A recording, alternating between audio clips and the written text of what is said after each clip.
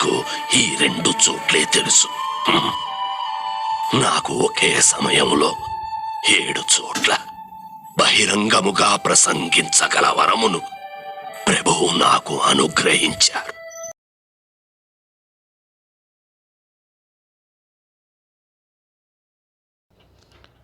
తండ్రి అయిన దేవునికి యేసుక్రీస్తు నామములో వందనాలు. అలాగే ఆన్లైన్ ద్వారా ఈ వాక్యాన్ని వింటున్నటువంటి దేవుని పిల్లలందరికీ యేసుక్రీస్తు నామములోనే నా శుభములు, వందనాలు. ఈరోజు లేఖనాల నుంచి ఒక మంచి అంశాన్ని ధ్యానిద్దాము.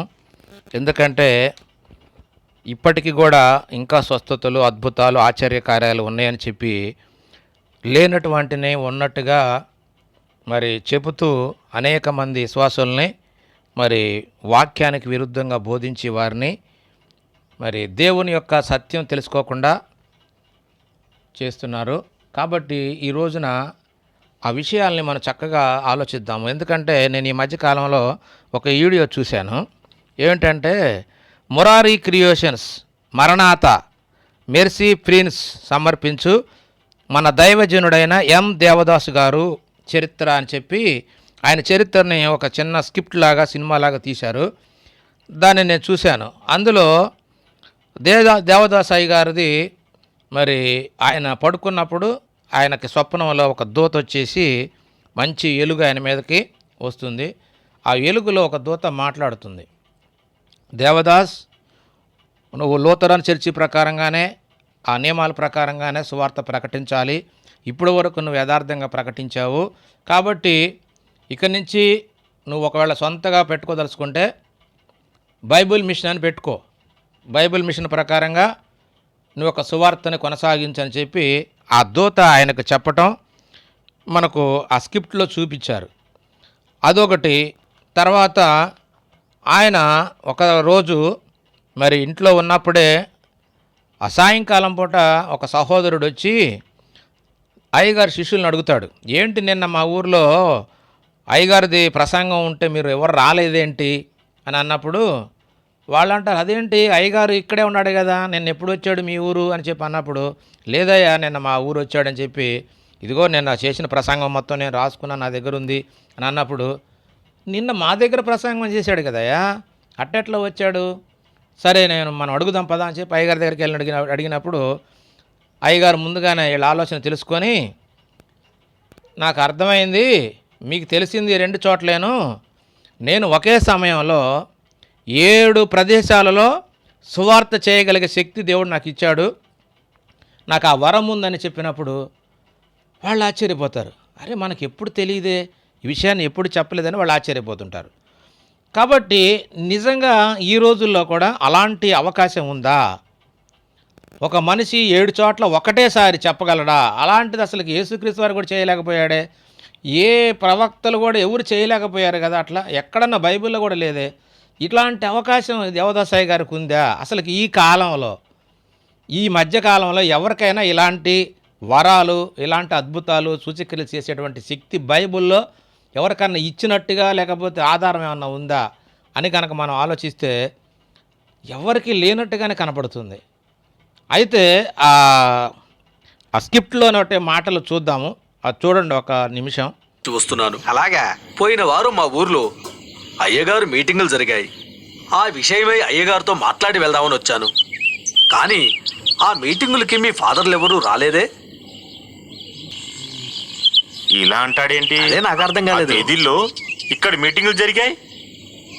లేదు, ఆ తేదీల్లో మా ఊర్లో మీటింగులు జరిగాయి. ఆ రోజు అయ్యగారు చెప్పిన ప్రసంగములు తేదీలతో సహా నా నోట్బుక్లో నోట్ చేసుకున్నానయ్యా. కావాలంటే చూడండి.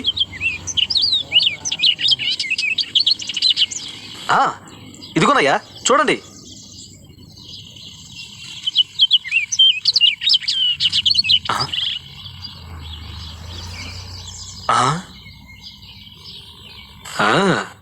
ఇదేదో ఆశ్చర్యంగా ఉంది. రండి అయ్యగారిని అడుగుదాం. పదండి.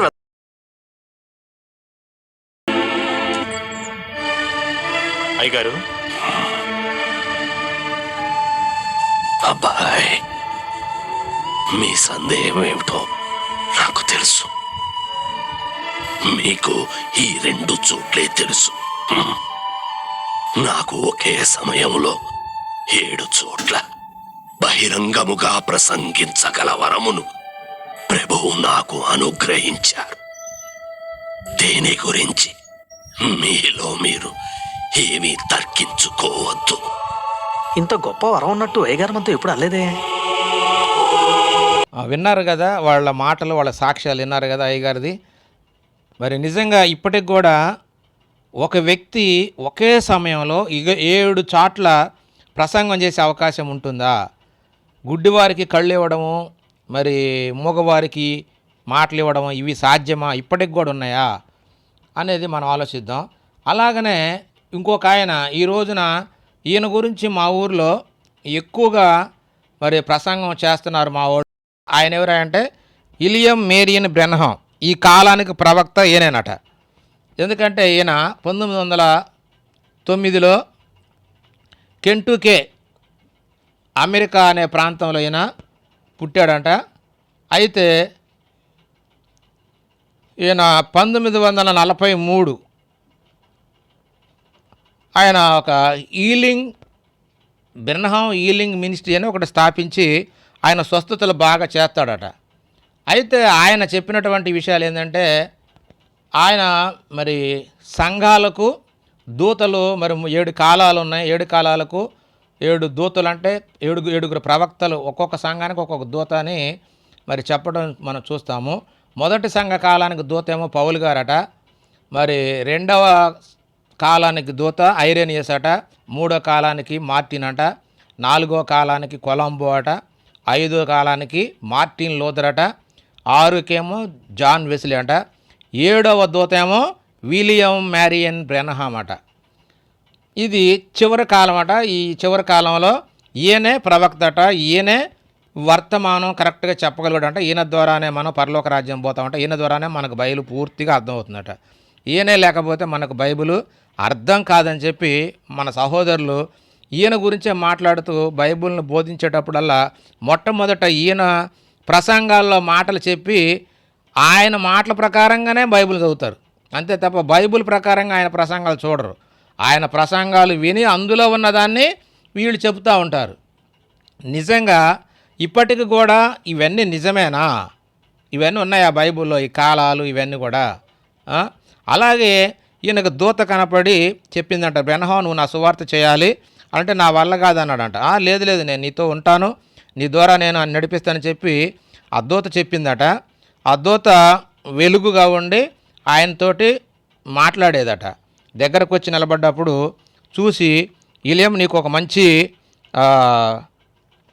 వరం ఇస్తాను అని చెప్పినప్పుడు ఇక ఆయనకి ఇచ్చినటువంటి వరం ఏంటంటే ఆయన ఎదుటి వాళ్ళ షేక్ హ్యాండ్ తీసుకున్నప్పుడు ఆ ఎదుటి వ్యక్తి యొక్క అన్ని విషయాలు ఈయనకు అర్థమవుతాయట.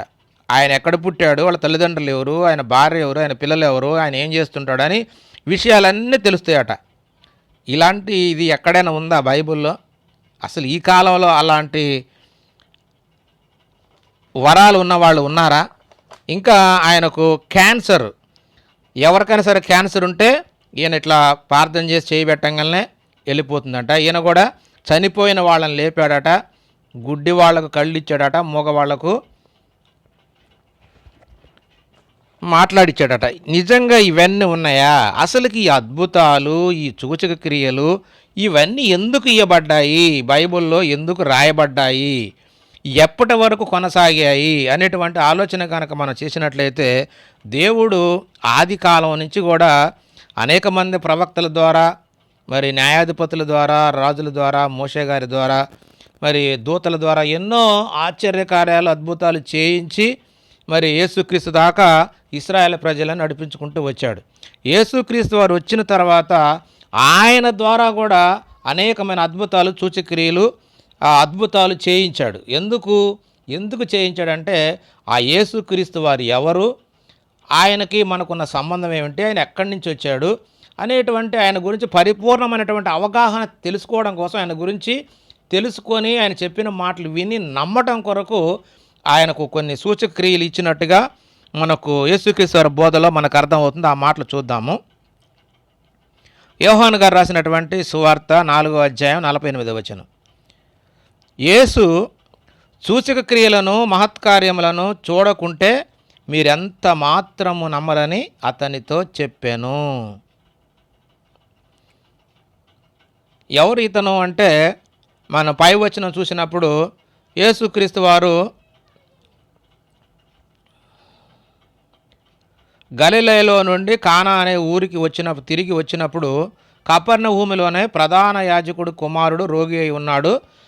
ఆ రోగి అయినటువంటి తన కుమారుణ్ణి మరి బాగు చేయమని చెప్పి ఆయన అడిగినప్పుడు ఆయనకు చెప్తున్నాడు అన్నమాట ఈ మాట. నిజంగా సూచక్రియలు చేయకుండా ఉంటే ఎవ్వరూ నమ్మరు. ఎందుకంటే ఒక మనిషి మాటలు నమ్మాలంటే మనకు లేనటువంటి అద్భుత శక్తి ఏదో అతనికి ఉండాలి. అలా ఉంటే తప్ప మనిషి నమ్మేటువంటి పరిస్థితి లేదు. నిన్నెట్ట నమ్మాలయ్యా అంటారు.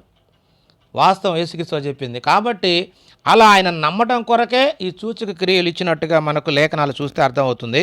యోహాను గారు రాసినటువంటి సువార్త 2వ అధ్యాయం 11వ వచనంలో కూడా ఒక మాట ఉంది. గలిలయలోని కానానులో యేసు ఈ మొదట సూచక క్రియను చేసి తన మహిమను బయలుపరిచెను. అంటే కనపరుచుకున్నాడు. అందువలన ఆయన శిష్యులు ఆయన యందు విశ్వాసముంచిరి. అంటే ఈ సూచక్రియ చూసిన తర్వాతనే వాళ్ళు యేసుక్రీస్తునందు విశ్వాసం ఉంచారట. ఎందుకు? ఈయన ఏంటంటే నీళ్లను ద్రాక్షారసముగా మార్చాడు.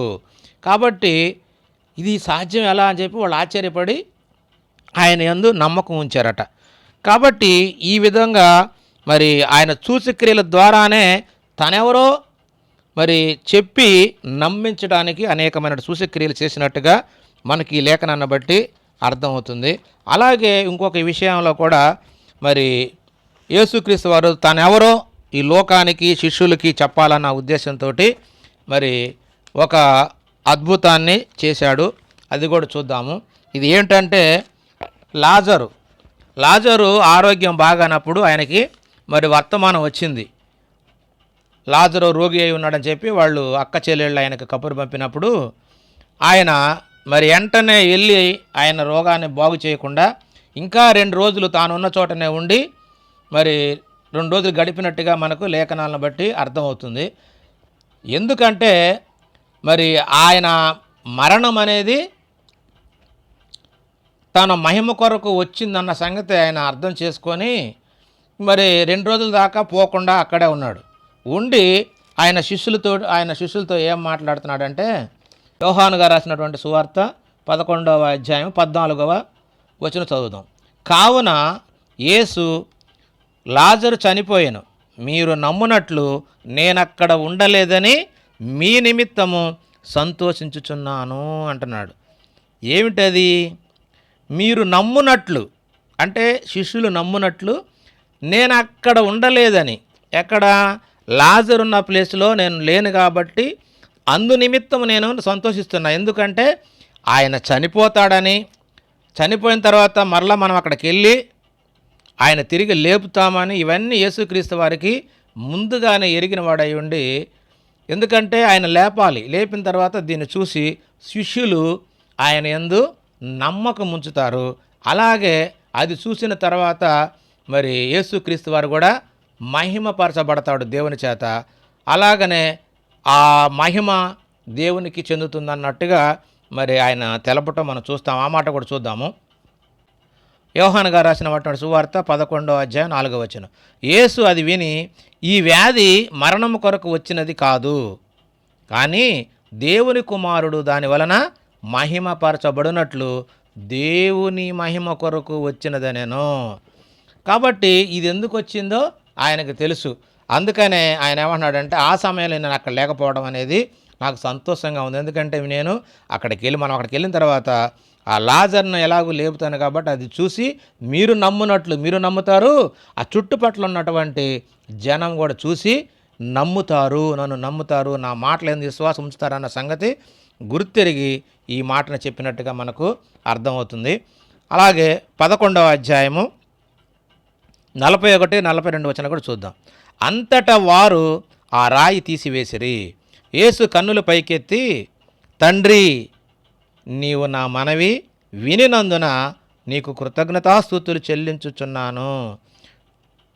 నువ్వెల్లప్పుడూ నా మనవి వినుచున్నావని నేనెరుగుదును. కానీ నీవు నన్ను పంపితివని చుట్టూ నిలిచి ఉన్న ఈ జనము నమ్మునట్లు, చుట్టూ నిలిచి ఉన్న ఈ జనము నమ్మునట్లు వారి నిమిత్తమై ఈ మాట చెప్పి నేను అని చెప్పి లాజరు బయటికి రమ్మని పిలిచి ఆయనను బ్రతికించెను. ఇలా చెప్పటం వల్ల ఆయన తిరిగి బతికి మరి బయటికి రావడం వలన అందరూ చూసి ఆశ్చర్యపడ్డారు. అలాగే శిష్యులు కూడా మరి ఆశ్చర్యపడి నమ్మారు. నిజంగా దేవుడు మరి యేసుక్రీస్తు వారికి బోధకుడికి ఇంత శక్తి ఇచ్చాడని చెప్పి వాళ్ళు కూడా విస్మయం పొందినట్టుగా మనం లేఖనాలు చూస్తే అర్థమవుతుంది. కాబట్టి మరి అక్కడ ఉన్న వాళ్ళు నమ్మాలని, శిష్యులు నమ్మాలని, దానివలన దేవుడు మహిమపరచబడాలని యేసుక్రీస్తు వారు కూడా ఈ కార్యం చేయడం వల్ల యేసుక్రీస్తు వారు కూడా దేవుని చేత మహిమపరచబడాలని ఆ ఉద్దేశంతోనే మరి ఇక్కడ ఈ క్రియలన్నీ కూడా జరిగినట్టుగా, ఇక్కడ జరిగిన సంభవం అంతా కూడా అందుకొరకే దేవుడు నిర్ణయించినట్టుగా మనకు కనపడుతుంది. ఇంకా మరి అపోస్తులు కూడా యేసుక్రీస్తు వారి గురించి చక్కగా రాస్తారు. ఎందుకంటే యేసుక్రీస్తు వారితోటి ఈ అద్భుతాలు సూచక్రియలు ఎందుకు చేయించాడంటే యేసుక్రీస్తు వారిని మెప్పు కోసమే అన్నట్టుగా వాళ్ళు కూడా చెప్తారు. చూద్దాం. అపోస్తుల కార్యాలు 2వ అధ్యాయం 22 చూద్దాం. ఇశ్రాయేలు వారలారా, ఈ మాట వినుడి, దేవుడు నజరేయుడగు యేసు చేత అద్భుతములను, మహత్కార్యములను, సూచక క్రియలను మీ మధ్య చేయించి ఆయనను తన వలన మెప్పు పొందిన వానిగా మీకు కనపరిచెను అంటున్నాడు. అంటే ఇక్కడ పేతురు గారు చెప్తున్న మాటలు ఏంటంటే, ఆయన్ని మనందరి మధ్య అద్భుతాలు, మహత్కార్యాలు, సూచక్రియలు చేయించాడు దేవుడే. అలా చేయించడం వలన మనం అందరం చూసి ఆయన్ని గొప్పగా పొగిడాం కనుక మన వలన ఆయన మెప్పు పొందుకున్నాడన్న సంగతిని ఇక్కడ తెలియజేశాడు. కాబట్టి ఆయన ఎవరో ఈ లోకానికి తెలియాలి, ఆయన చెప్పిన మాటలు విశ్వసించాలి, మరి శిష్యులు నమ్మాలి. అందుకే మరి దేవుడు ఆయన చేత అద్భుతాలు, ఈ సూచక క్రియలు చేయించినట్లుగా మనం ఖచ్చితంగా నమ్మి తీరాలి. అలాగనే మరి యోహాను గారు కూడా ఒక మాట తెలియజేశాడు. ఆ మాట కూడా చూద్దాము. యోహాను సువార్త 20వ అధ్యాయము 30-31. మరియు అనేకమైన ఇతర సూచక క్రియలు యేసు తన శిష్యుల ఎదుట చేశాను, అవి ఈ గ్రంథమందు రాయబడి ఉండలేదు. కానీ యేసు దేవుని కుమారుడైన క్రీస్తు అని మీరు నమ్మునట్లును, నమ్మి ఆయన నామమందు జీవము పొందునట్లును ఇవి రాయబడెను. యోహాను గారు ఎంత చక్కగా రాశాడండి. ఈ గ్రంథంలో రాయబడ్డ మాటలన్నీ కూడా రాయలేదు, కానీ కొన్ని మాత్రం రాయబడ్డాయి. అవి ఎందుకు రాయబడ్డాయి అని అంటే, యేసు దేవుని కుమారుడైన క్రీస్తు అని మీరు నమ్మి ఆయన నామముయందు విశ్వాసం ఉంచి జీవము పొందాలి. నిత్య జీవం అండి. ఇక ఎల్లప్పుడూ లేని మరణం లేనటువంటి నిత్య జీవం, పరలోక పట్టణం, అది పొందుకోవడానికి మనం నమ్మడం కొరకే ఇవన్నీ రాయబడ్డాయన్న సంగతి మనకు అర్థమవుతుంది. కాబట్టి అపోస్తుల ద్వారా, ముఖ్యంగా మరి పేతురు గారి ద్వారా కూడా ఇలాంటి సూచక క్రియలే మరి దేవుడు చేయించాడు. ఎందుకంటే ఈయన యేసుక్రీస్తు వారితోటి కలిసి తిరిగాడు. కాబట్టి ఆ యేసుక్రీస్తు వారి గురించి ఈయన సాక్ష్యం చెప్పాలి. ఈయనతో పాటు ఇంకా ఉన్నటువంటి సహోదరులతో కలిసి యేసుక్రీస్తు వారి గురించి సాక్ష్యం చెప్పాలి. కాబట్టి యేసుక్రీస్తు వారికి ఇచ్చినటువంటి అద్భుతాలు, సూచక్రియలు కూడా పేతురు గారి ద్వారా కూడా దేవుడు చేయించినట్టుగా మనకు లేఖనాలు ఉన్నాయి.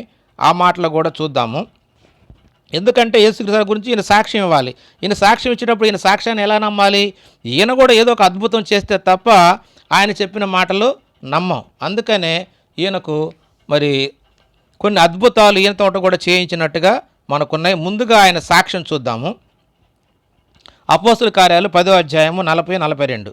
దేవుడు ఆయనను 3వ దినమున లేపి, ఎవరిని? యేసుక్రీస్తు వారిని 3వ దినాన్ని లేపి ప్రజలందరికీ కాక దేవుని చేత ముందుగా ఏర్పరచబడిన సాక్షులకే, అనగా ఆయన మృతులలో నుండి లేచిన తర్వాత ఆయనతో కూడా అన్నపానములు పుచ్చుకొనిన మాకే ఆయన ప్రత్యక్షముగా కనబడినట్లు అనుగ్రహించెను. ఇదియుగాక దేవుడు సజీవులకును మృతులకును న్యాయాధిపతినిగా నియమించిన వాడు ఈయనే అని ప్రజలకు ప్రకటించి దృఢ సాక్ష్యం ఇయ్యవలనని మాకు ఆజ్ఞాపించను అన్న సంగతి ఇక్కడ పేతురు గారు తెలియజేస్తున్నాడండి. కాబట్టి యేసుక్రీస్తు వారి గురించి సాక్ష్యం ఇవ్వాలి అంటే వీళ్ళకు కూడా మరి అపోస్తులకు కూడా ఒక మంచి అద్భుతాలు చేసేటువంటి కార్యక్రమాన్ని కూడా దేవుడు వీళ్ళకి ఏర్పాటు చేశాడు. కాబట్టి వారి యొక్క సూచక క్రియలు కూడా మనము లేఖనాలను బట్టి చూద్దాం. ఎందుకంటే యేసుక్రీస్తు వారి గురించి వీళ్ళు సాక్ష్యం చెప్పాలి. అందుకే అపోస్తుల కార్యాలు 5వ అధ్యాయం 12వ వచనంలో కూడా ఒక మాట ఉంది, చూద్దాము.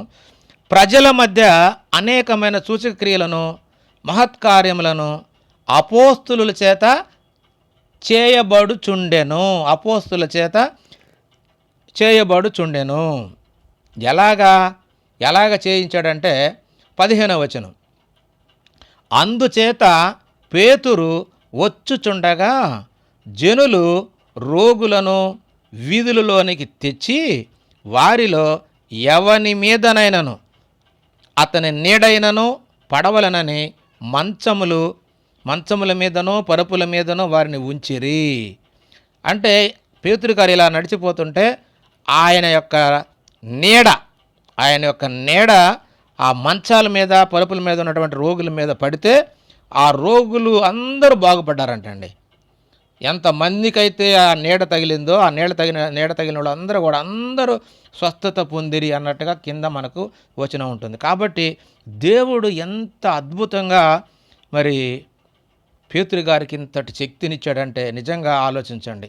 ఒక యేసుక్రీస్తు వారికే కాదండి, మరి పేతురు గారికి కూడా ఇంతటి చక్కటి అద్భుతమైనటువంటి స్వస్థత వరం ఆయనకు కూడా ఇచ్చాడు. ఇంకా చూద్దాము. అపోస్తుల కార్యాలు 5:30-31లో కూడా ఒక మాట ఉంది, చూద్దాం. ఎందుకంటే యేసుక్రీస్తు వారి గురించి సాక్ష్యం పలుకుతున్నారు వీళ్ళు.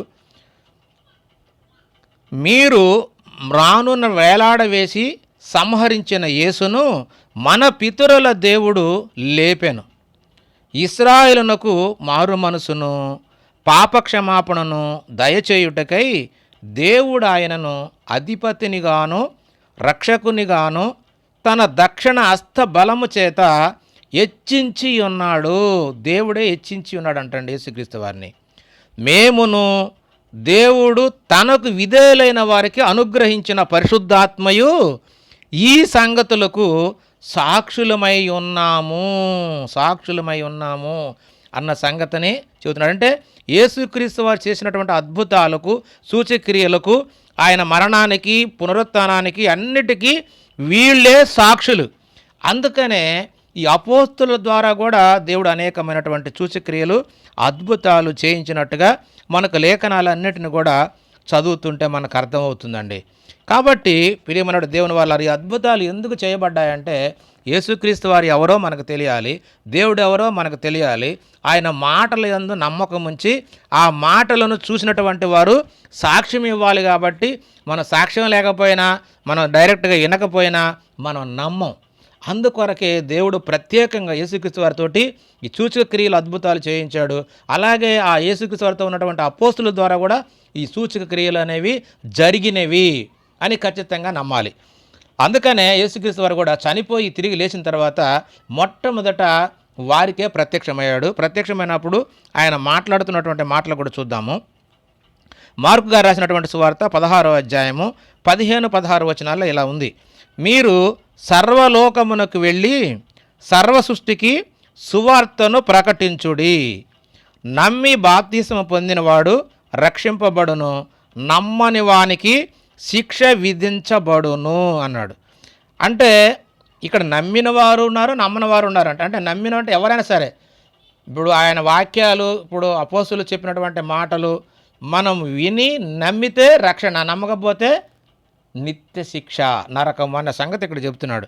అయితే నమ్మిన వారి వలన ఈ సూచక క్రియలు వెంబడించును అనగానే ఈ మాటను బట్టి అందరూ ఏంటంటే మేము నమ్మాం కాబట్టి, మేము దేవుని కార్యాలు చేస్తున్నాం కాబట్టి, మేము నమ్మాం కాబట్టి మాకు కూడా ఈ సూచక క్రియలన్నీ కూడా మమ్మల్ని కూడా వెంబడిస్తాయి, మేము కూడా చెయ్యగలము అని చాలామంది సోకాళ్ళు పాస్టర్లు అందరూ చెప్పుకుంటున్నారు.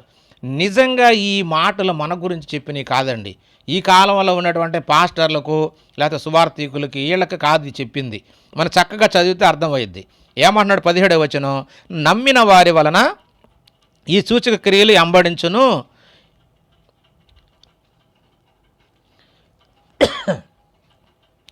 ఏమిటి అవి? దయ్యాలు వెళ్ళగొట్టడం, కొత్త భాషలు మాట్లాడడం, మరణకరమైనది ఏది తాగిననో అది వారికి ఏ హాని చేయదు, రోగుల మీద చేతులు ఉంచడం వలన వారు స్వస్థత నొందుదురు అని ఇక్కడ యేసుక్రీస్తు వారు తెలియజేశాడు. అయితే ఇది ఎందుకు అయ్యా అంటే వాక్యమును స్థిరపరచబడుచుండెను, అంటే స్థిరపరచబడేదాకా కూడా ఈ క్రియలు అనేవి వెంబడిస్తాయి.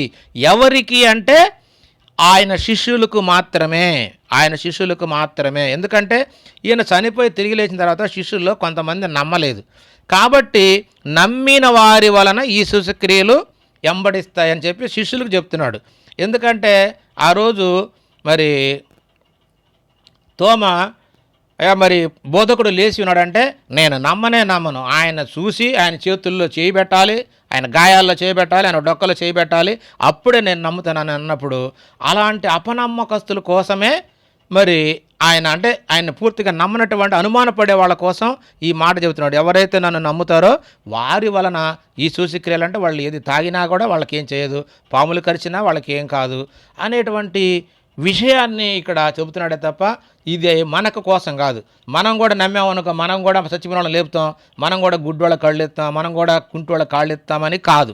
దీన్ని చాలామంది తనకు ఓన్ చేసుకొని ఇది అలాగ మేము కూడా చేస్తామని చెప్పి ఈ రోజున చాలామంది ఏ మాటల్ని మరి చూపిస్తున్నారు. కాబట్టి ఇది మన కోసం కాదన్న సంగతి ఖచ్చితంగా అర్థం చేసుకోవాలి. యోహాను గారు రాసిన సువార్త 16వ అధ్యాయం 12వ వచనంలో కూడా మరి ఒక మాట ఉంది, చూద్దాము. ఎందుకంటే ఇవి వాళ్ళకి చెప్పిన తర్వాత, లేచిన తర్వాత, లేవక ముందే చెప్పాడు ఈ మాట, అంటే చనిపోక ముందే చెప్పాడు. ఎందుకంటే నేను మీతో చెప్పవలసిన ఇంకా అనేక సంగతులు ఉన్నాయని చెప్పాడు. పరిశుద్ధాత్మ వచ్చినప్పుడు ఆయన సంపూర్ణంగా మరి మీకు అన్ని వివరిస్తాడనే సంగతి కూడా ఆయన చెప్పడం మనం చూస్తాం. పెంతుకొస్తు దినాన మరి పరిశుద్ధాత్మ వచ్చిన తర్వాత అపోస్తులతోటి బలమైనటువంటి సువార్త ప్రకటించిన తర్వాత పౌలు గారు కూడా మరి మొట్టమొదటి సంఘాన్ని చాలా హింసిస్తాడు. తర్వాత ఎప్పుడైతే యేసుక్రీస్తు వారి దర్శనమిచ్చి ఆయన పట్టుకుంటాడో అప్పటి నుంచి ఆయన మంచి సువార్త చేస్తూ యేసే దేవుని కుమారుడని ప్రకటిస్తూ మరి ఆయన అనేక సంఘాలను, అంతియోకులో సంఘాలను బాగా స్థిరపరిచి వాక్యం చెబుతూ ఉన్నప్పుడు మరి పరిశుద్ధాత్మ ఆయన్ని ప్రత్యేకించుకున్నట్టుగా మనకు లేఖనం ఉంది. ఆ మాట చూద్దాము. అపోస్తుల కార్యాలు 13వ అధ్యాయం 2వ వచనం. అప్పటి సంఘములో ఏరుదుతో కూడా పెంచబడిన మనయోను, సౌలు అను ప్రవక్తలు, బోధకులు ఉన్నారు. 2వ వచనం. వారు ప్రభువు చేయించుచు ఉపవాసము చేయుచుండగా పరిశుద్ధాత్మ నేను బర్నాబాను, పౌలును పిలిచిన పని కొరకు వారిని నాకు ప్రత్యేకపరచుడని వారితో చెప్పాను. అప్పటి నుండి బర్నాబా, పౌలు అనే సౌలు అనేక ప్రయాణాలు చేసి పరిశుద్ధాత్మ శక్తితో అనేక సంఘాలను మరి కట్టి అనేక ప్రాంతాలను దర్శించి మరి ఆ సంఘాలలో బోధించి అక్కడ మరి వారిని స్థిరపరిచి మరి వారికి 14 పత్రికలు రాసి ఆ 14 పత్రికల ద్వారా సర్వ సత్యాన్ని బోధించి మరి వారిని స్థిరపరిచినట్టుగా మనకు ఆయన యొక్క ప్రయాణాలు 3 ప్రయాణాలు చేస్తాడు ఆయన. ఆ 3 ప్రయాణాల్లో మొత్తం తిరిగి సువార్త మొత్తం ప్రకటించినట్టుగా మనకు లేఖనాలు ఉంటాయి.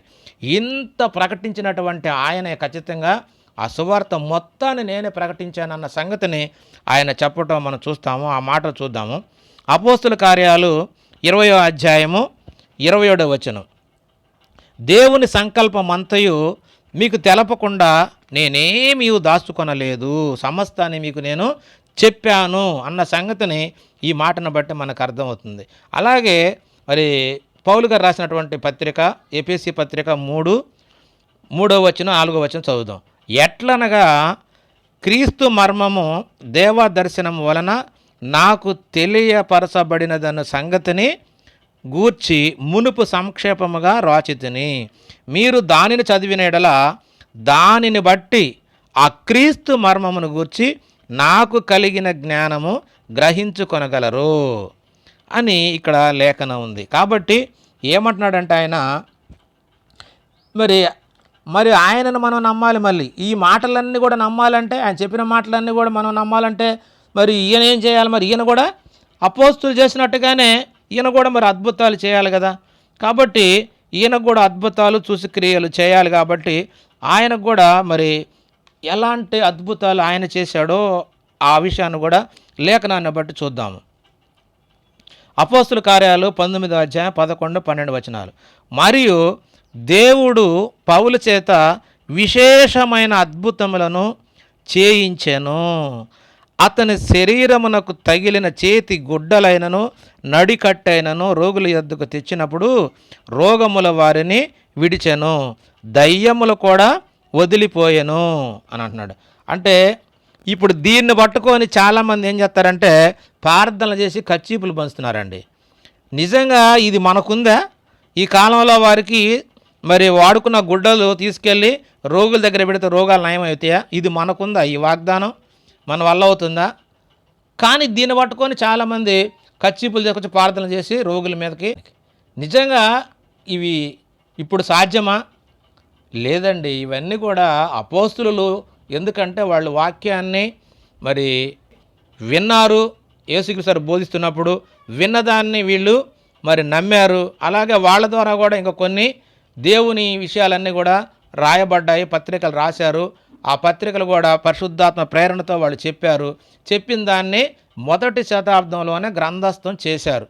చెప్పిన మాటలన్నిటిని కూడా గ్రంథస్థం చేసి మరి 66 పుస్తకాలుగా మొదటి శతాబ్దంలోనే చుట్లుగా రాయబడి కట్టలు కట్టి ఉన్నాయి, అన్నీ సిద్ధపడి ఉన్నాయి. ఇక బైబిల్ సంపూర్ణంగా దేవుడు ఈ లోకానికి చెప్పాలనుకున్నటువంటి ఆయన సువార్త మొత్తము క్రీస్తు ద్వారా, అపోస్తుల ద్వారా, పౌలు గారి ద్వారా లాస్ట్లో పద్మస దీపంలో యోహాను గారు ప్రత్యక్షత అంటే ప్రకటన గ్రంథంతో సంపూర్ణమైనటువంటి బైబిల్ కొత్త నిబంధన వచ్చింది.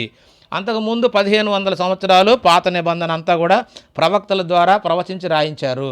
టోటల్గా 1600 సంవత్సరాల్లో 40 మంది భక్తులతో 66 పుస్తకాలు కంప్లీట్గా మొదటి శతాబ్దంలోనే ప్రవచించడము, గ్రంథస్థం చేయడం జరిగింది. ఇక అక్కడి నుంచి దేవుడు మాట్లాడాల్సిన అవసరత కానీ, వీరితోటి మాట్లాడించవలసిన అవసరత కానీ, మరి అద్భుతాలు కానీ, ఆశ్చర్యాలు కానీ ఇవన్నీ ఏం చేయక్కర్లేదు. ఎందుకంటే వాళ్ళు చేశారు, చూయించారు, నమ్మటానికి ఒక ఆధారం కలిగించారు.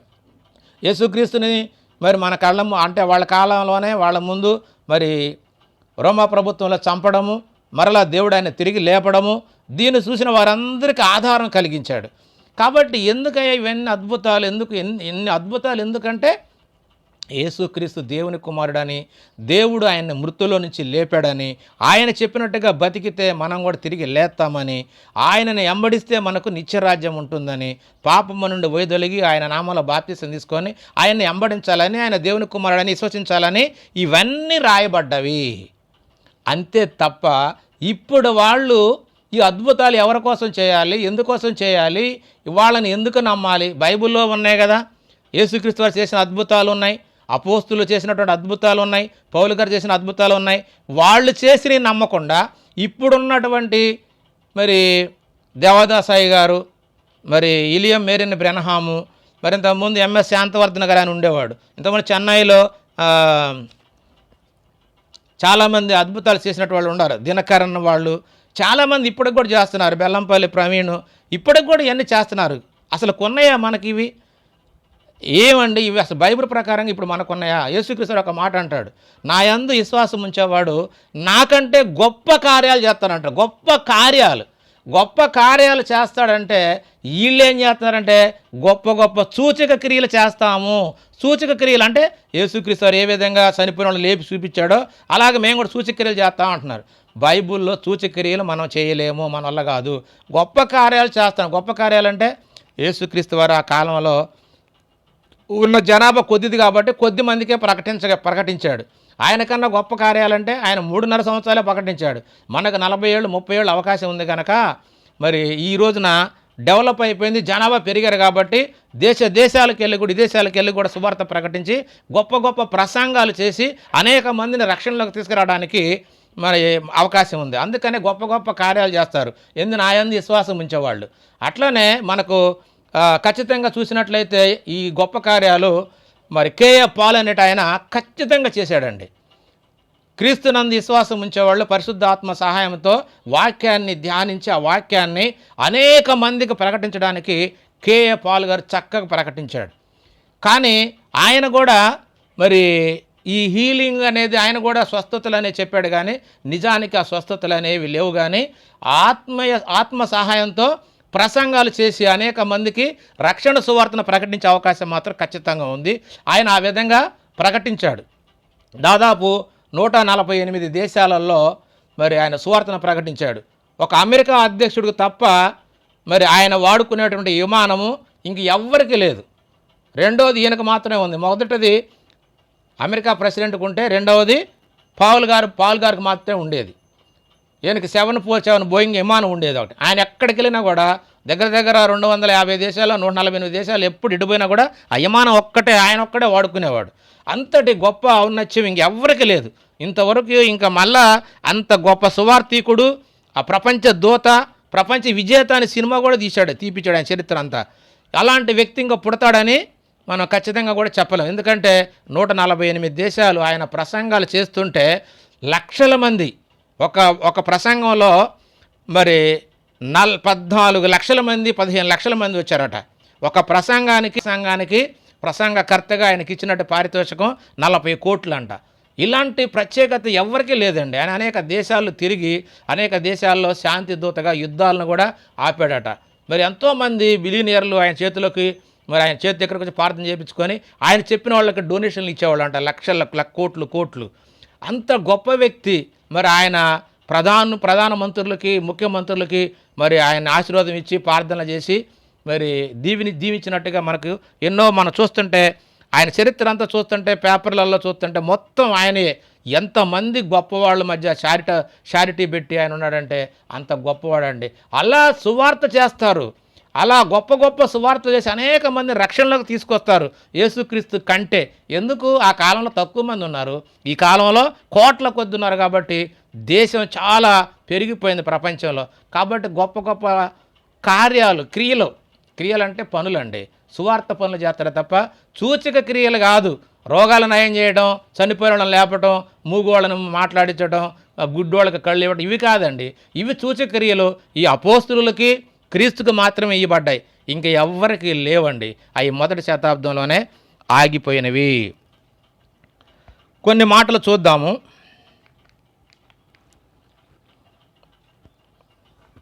తిమోతి గారికి రాసినటువంటి 2వ పత్రిక 4వ అధ్యాయం 20వ వచనం. ఎరస్తు కొరందిలో నిలిచిపోయెను, త్రోపీము రోగి అయినందున అతని మిలేతులో విడిచి వచ్చి తిని అని ఇక్కడ మరి తిమోతికి రాసిన పత్రికలో పౌలు గారు తెలియజేశాడు.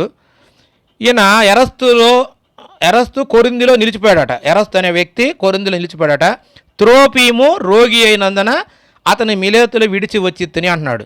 ఏమండి, మనం ఇందాక చూసుకున్నాం కదా, ఈయన చేతి రుమాలు తగిలితేనే చనిపోయిన వాళ్ళు సైతము లేచి నిలబడేవాళ్ళట.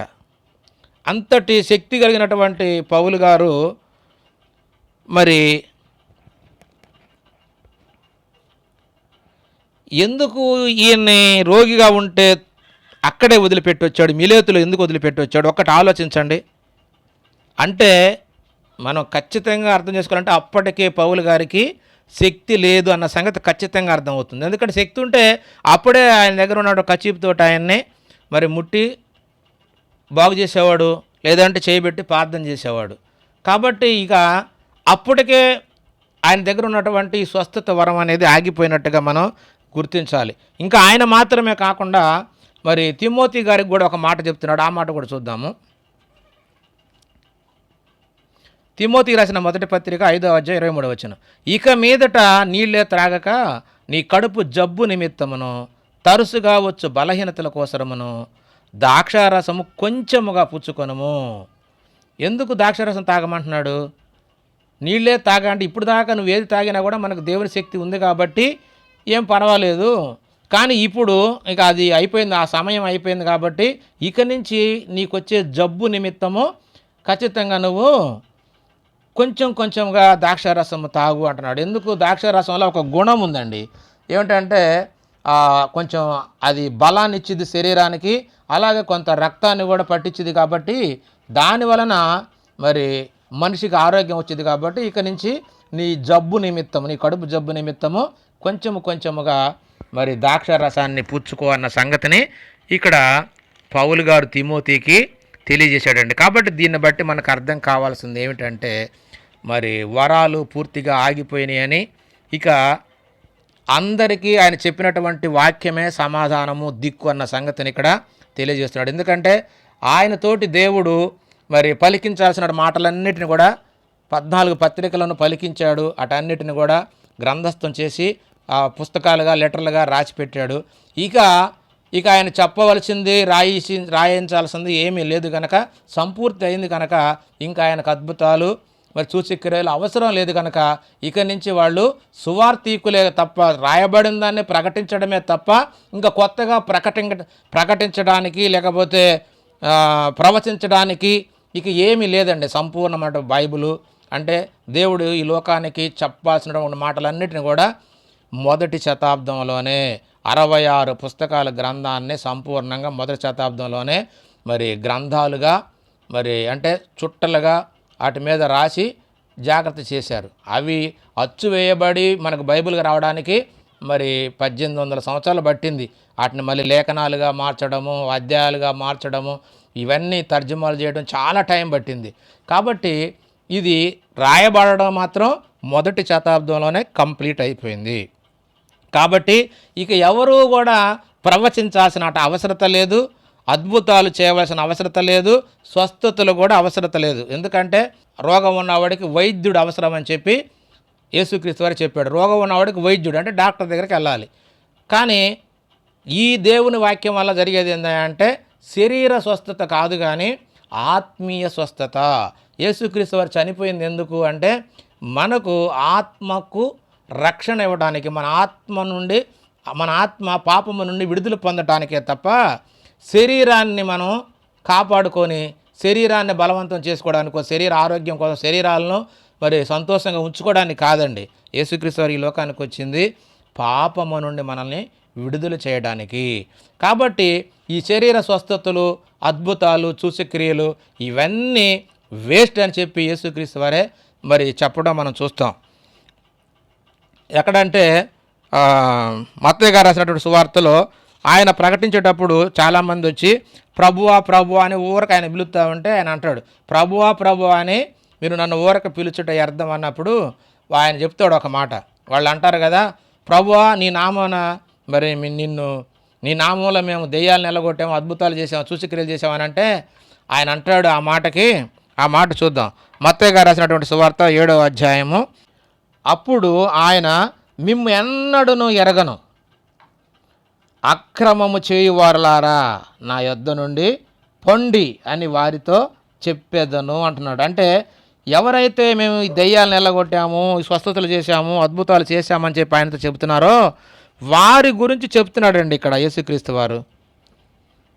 నేను మిమ్మల్ని ఎన్నడూ ఎరగను అంటున్నాడు. అదేంది ప్రభువా, నీ వద్ద మేము తినుచు తాగుచు నీతో పాటు ఉంటూ ఉన్నాం కదా, అద్భుతాలు చేసావు నీ పేరు మీద ఎన్నో ప్రసంగాలు చేసావు, నీ పేరు మీద ఎన్నో ఆశ్చర్యకార్యాలు చేసాం కదా అంటే ఆయన అంటున్నాడు అక్రమము అంటున్నాడు. మీరు చేసినవన్నీ అక్రమము, అవి చేయమని నేను చెప్పలేదు.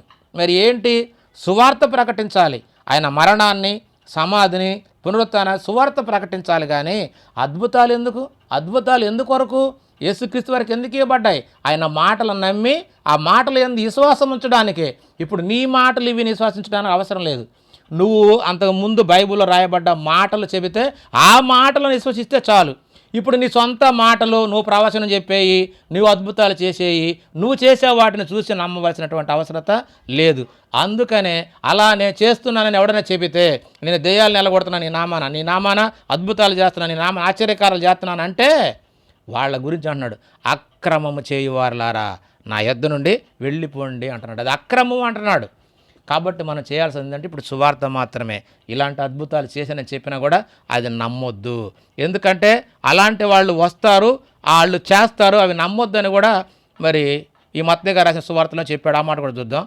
మత్తయి గారు రాసిన సువార్త 24 వచనం కూడా, అబద్ధ ప్రవక్తలను అబద్ధ క్రీస్తులను వచ్చి సాధ్యమైతే ఏర్పరచబడిన వారిని సైతము మోసపుచ్చుటకై గొప్ప సూచక క్రియలు మహత్కార్యములను కనబరిచెదరు కానీ అవి వాస్తవం కావు.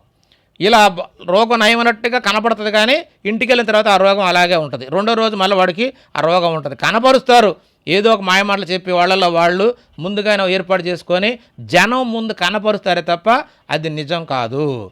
కాబట్టి ఇలా కనపరుస్తారు, మరి మోసపరుచుటకై గొప్ప సూచక్రియలు చేస్తారనే సంగతి యేసుక్రీస్తు వారే చెప్పాడు. కాబట్టి మీరు ఇక నమ్మకూడదు, అవి నమ్మకూడదు అనేది చెప్పడం జరిగింది. అలాగే మరి పౌలు గారు కొరింథీయులకు రాసిన మొదటి పత్రిక 13:10 వచనంలో ఒక మాట చెప్పాడు. పూర్ణమైనది వచ్చినప్పుడు పూర్ణము కానిది నిరర్ధకమగును.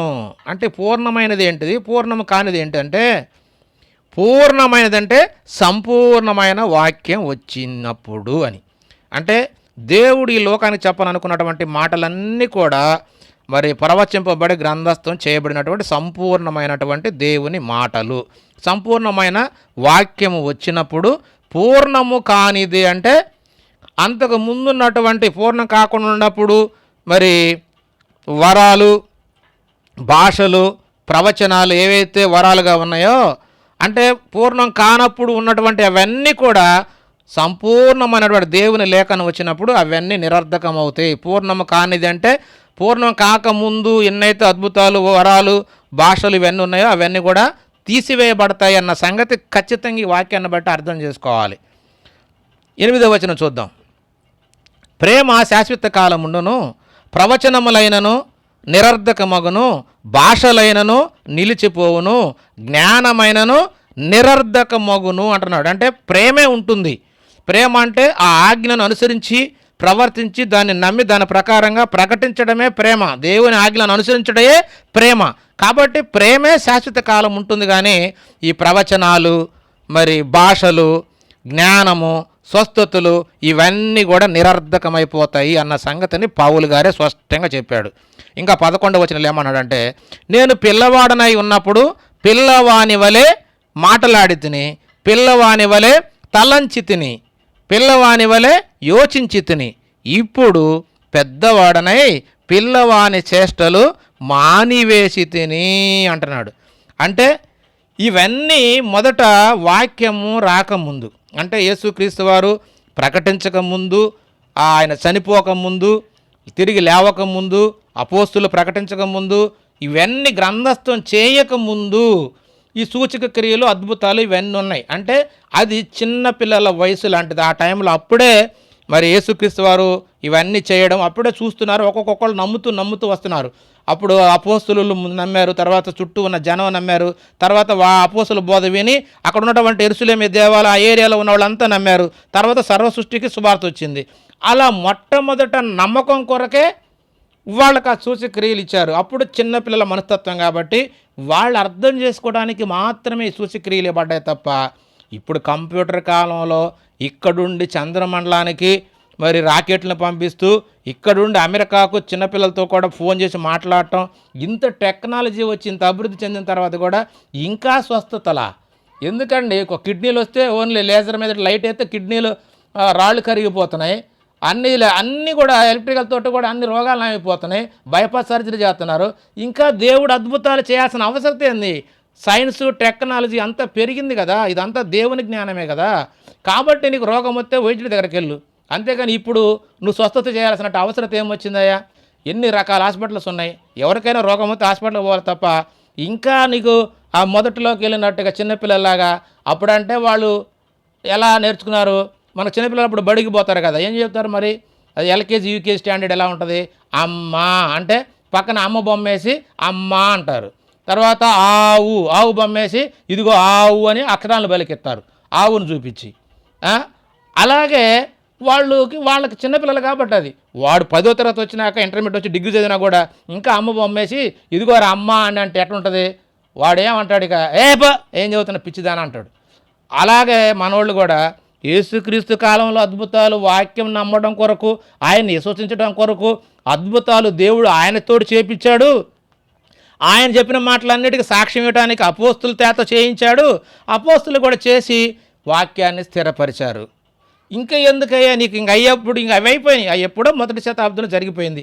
ఇప్పటికి కూడా ఇంకా అవే అద్భుతాలు చేస్తా, అవే రోగాలు తగ్గిస్తాను, కడుపులో నొప్పికి నేను ప్రార్థన చేస్తా, పిల్లల పుట్టడానికి నేను ప్రార్థన చేస్తా, నేను ఏమిటండి ఇది ఇంకా చిన్నపిల్లల బోధ.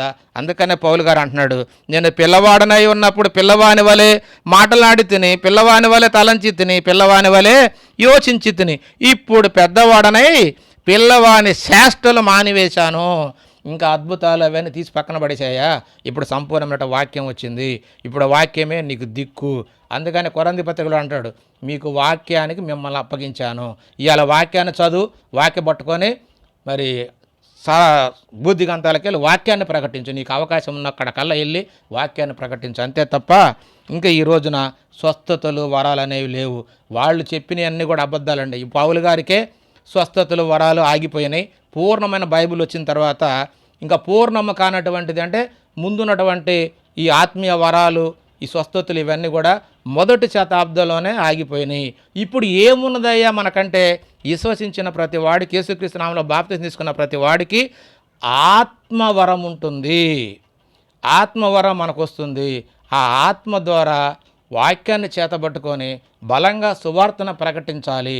ప్రకటించినప్పుడు అవసరం అనుకున్నప్పుడు దేవుడు మరి ఖచ్చితంగా మనకు ప్రతి ఒక్కరికి ఆత్మ సహాయం ఉంటుంది. దాని ద్వారా మనం విజయం పొందుకోవచ్చు. అలాగనే ఎవరికైనా రోగం వచ్చిందంటే ఎవరికి వాళ్ళే ప్రార్థన చేసుకోవాలని చెప్పి మనకు లేఖనం చెప్తుంది. ఏమంటాడంటే యాకోబు పత్రికలో, మీలో ఎవరికైనా రోగం వచ్చినా శ్రమ వచ్చినా వాడు ప్రార్థన చేయాలి, వాడికి పరిశుద్ధాత్మ ఉంటుంది అంటాడు. ఎవడైనా ఆత్మరోగి అయితే పెద్దవాళ్ళని పిలిపించుకొని ప్రార్థన చేసి నూనె రాయాలి. సంఘ పెద్దలను పిలిపించుకొని నూనె రాస్తే ఆ పాపరోగి శరీర రోగి కాదు, అక్కడ పాపరోగం, సేవ్ సిక్ అంటాడు ఇంగ్లీషులో. సేవ్ అంటే రక్షణ ఎందుకు వస్తుంది? పాపం నుంచి రక్షిస్తే పాప రక్షణ వచ్చింది. పాపం నుంచి విడుదలే తప్ప శరీర విడుదల కాదు. అది కూడా పాస్టర్లుగా చేయాల్సింది. సంఘ పెద్దలు వెళ్ళి ఆ ఇంటికి వెళ్ళి ఆ రోగి దగ్గరికి వెళ్ళి ప్రార్థన చేస్తే విశ్వాస సహితమైన ప్రార్థన ఆ రోగిని రక్షించును అని ఉంటుంది. రోగిని రక్షించును అనేది ఉంటుంది. అంతే తప్ప పాపాన్ని తీసేయటమే కానీ శరీర రోగం నుంచి విడుదల చేయటం హీలింగ్ కాదు. కాబట్టి ప్రియమైనటువంటి దేవుని వారలారా, ఈ మాటలను బట్టి మరి ఇలియో మేరీని బ్రెనహామకైనా దూత చెప్పిన మాటలు అబద్ధమే. మరి దేవదాస్ అయ్య గారికి కూడా అలాంటి అవకాశమే లేదు. మరి ఈ పాల్ గారు కూడా ఒక సందర్భంలో మైక్ టైసన్ మీద గెలిచినటువంటి ఒక బాక్సరు, ఆయనకట హార్ట్లో ఓలుంటే ఈయన ప్రార్థన చేస్తే పోయిందట. ఇలాంటి హీలింగ్స్లు, ఈ స్వస్థతలన్నీ అబద్ధాలు. అవి ఎవరికైనా సరే ఉంటే డాక్టర్ దగ్గరకు పోతే డాక్టర్ ఇచ్చే మెడిసిన్ వల్ల, ఆరోగ్యంలో ఉన్నటువంటి డెవలప్ వల్ల ఎవరికైనా రోగాలు నయం అయ్యటం తప్ప దేవుడు ప్రత్యేకంగా నీ ప్రార్థనకో నా ప్రార్థనకో ఆ రోగాలు నయం చేయడు. ఒకవేళ చేయాలి అనుకుంటే నీతోటి పని ఉంటే, నీతోటి అవసరం అనుకుంటే నేను చనిపోయేవాడిని కూడా రక్షించి కాపాడే అటువంటి శక్తి దేవుడు తన ఆత్మ ద్వారా డైరెక్ట్గా నీకే ఇస్తున్నాడు. కానీ ఏ వ్యక్తికి వరాలు, స్వస్థతలు, మహిమలు, ఈ దేవదూతలు మాట్లాడటం ఇవన్నీ అబద్ధాలు.